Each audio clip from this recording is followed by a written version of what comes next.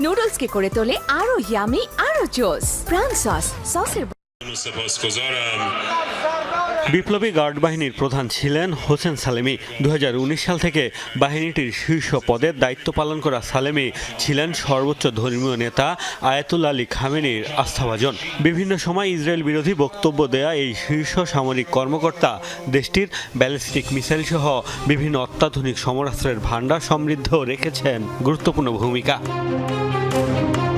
পরমাণু কর্মসূচিতে জড়িত থাকার অভিযোগে ইরান ইরাক যুদ্ধে অংশ নেওয়া সালেমির উপর ছিল পশ্চিমা নিষেধাজ্ঞার খড়গ। শুক্রবারের ইসরায়েলি হামলায় প্রাণ গেছে আলোচিত এই সামরিক কর্মকর্তার। শুধু সালেমি নয়, ইসরায়েলের হামলায় নিহত হয়েছেন আরেক শীর্ষ সেনা কর্মকর্তা মেজর জেনারেল মোহাম্মদ বাঘেরি। ইরানের সশস্ত্র বাহিনীর প্রধান ছিলেন তিনি। বাঘেরিও অংশ নিয়েছিলেন ইরান ইরাক যুদ্ধে। একসময় বিপ্লবী গার্ড বাহিনীর কমান্ডার হিসেবে